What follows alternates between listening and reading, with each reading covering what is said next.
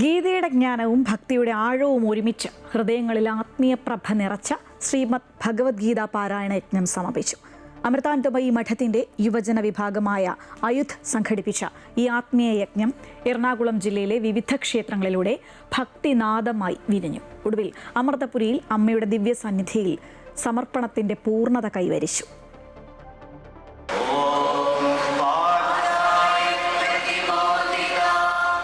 ഭഗവത്ഗീതയുടെ പവിത്രനാദം മുഴങ്ങിയ ദിനങ്ങൾ, ഭക്തിയും ധ്യാനവും ചേർന്ന ആത്മീയ നിമിഷങ്ങൾ. അമൃതാനന്ദമയി മഠത്തിന്റെ യുവജന വിഭാഗമായ അമൃത യുവധർമ്മധാരയുടെ നേതൃത്വത്തിൽ സംഘടിപ്പിച്ച ശ്രീമദ് ഭഗവത്ഗീത പാരായണ യജ്ഞം ആത്മസാന്ത്വനത്തിന്റെ അനുഭവമായി സമാപിച്ചു.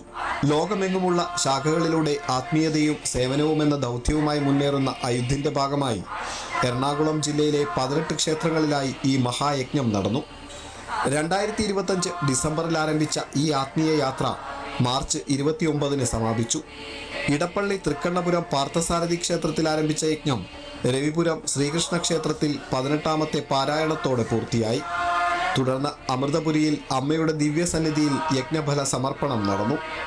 സമർപ്പണഭാവവും ആത്മശാന്തിയും നിറഞ്ഞ ആ ദിവ്യ നിമിഷങ്ങൾ പങ്കെടുത്തവരുടെ ഹൃദയങ്ങളിൽ ആഴത്തിൽ അനുനാദമായി വിരിഞ്ഞു. ഓംകാരനാദത്തോടെ ആരംഭിച്ച് അമൃത അഷ്ടോത്തരം, ഗീതാധ്യാനം, ഭഗവത്ഗീതയിലെ 4 പ്രധാന അധ്യായങ്ങളുടെ പാരായണം, ലഘുനാമകീർത്തനം എന്നിവയിലൂടെ ഭക്തിയും ആത്മവിചാരവും സംഗമിച്ച അനുഭവമായി യജ്ഞം മാറി.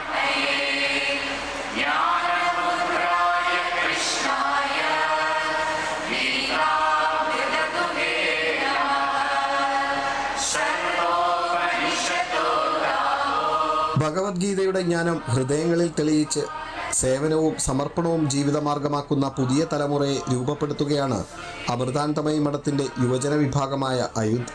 അമ്മയുടെ ആശയങ്ങളിലൂന്നി യുവജന ക്യാമ്പുകൾ, യോഗ ധ്യാന പരിശീലനം, പ്രകൃതി സംരക്ഷണ പ്രവർത്തനങ്ങൾ, മൂല്യാധിഷ്ഠിത പഠനം, സമൂഹ സേവന പദ്ധതികൾ തുടങ്ങി ആത്മീയത ജീവിതത്തിൽ പകർത്തുന്ന വിവിധ പ്രവർത്തനങ്ങളും അയുദ്ധിനെ മറ്റ് യുവജന സംഘടനകളിൽ നിന്നും വ്യത്യസ്തമാക്കുന്നു.